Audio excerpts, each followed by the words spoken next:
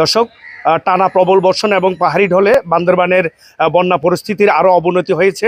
যে বান্দরবানের যে তিনটি নদী রয়েছে, সাঙ্গু, মাতামুহুরী এবং বাকখালী নদীর, এই তিনটি নদীর পানি এখন বিপদসীমার প্রায় 2 থেকে 3 ফুট উপর দিয়ে প্রবাহিত হচ্ছে এবং এই কারণেই বান্দরবানের যে বিস্তীর্ণ নিম্নাঞ্চল রয়েছে তা প্লাবিত হয়েছে।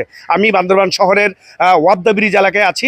এখানে প্রায় 2 শতাধিক পরিবার এখন পানিবন্দী হয়ে রয়েছে এবং আমার পিছনে একটি স্কুল প্রায় অর্ধেক পানিতে নিমজ্জিত রয়েছে।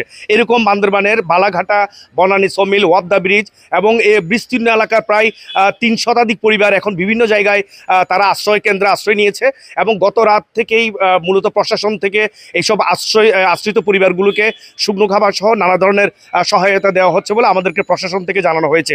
আরেকটি বিষয় হলো, বান্দরবানের 7টি উপজেলায় 220টি আশ্রয় কেন্দ্র খোলা হয়েছে এবং এইসব আশ্রয় কেন্দ্রগুলোতে যারা পানিবন্দী রয়েছে তারা ইতিমধ্যে সেখানে আশ্রয় নিয়েছে এবং বান্দরবানের সাথে বিভিন্ন জায়গায় যে সড়কগুলোতে পাহাড় ধসে পড়ার কারণে যান চলাচল বিঘ্নিত হচ্ছে এবং সেই সাথে বান্দরবানের সাথে বগালেক এবং কেউকারাডং যে পর্যটন কেন্দ্র রয়েছে সেখানেও সড়ক যোগাযোগ বন্ধ রয়েছে।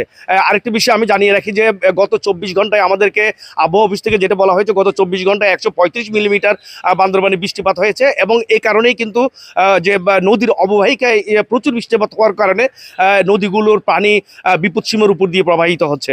এবং আরেকটি বিষয় আমি জানিয়ে রাখি যে বান্দরবানের যেসব এলাকায় পাহাড় ধসের ঝুঁকি রয়েছে বা প্রাণহানি এড়াতে প্রশাসন থেকে ইতিমধ্যেই বিভিন্ন জায়গায়, পৌরসভা থেকে, প্রশাসন থেকে, ইউনিয়ন পরিষদের পক্ষ থেকে বিভিন্ন জায়গায় সতর্কতামূলক মাইকিং করা হচ্ছে। এটি ছিল মূলত আমাদের বান্দরবানের বন্যা পরিস্থিতির সর্বশেষ তথ্য।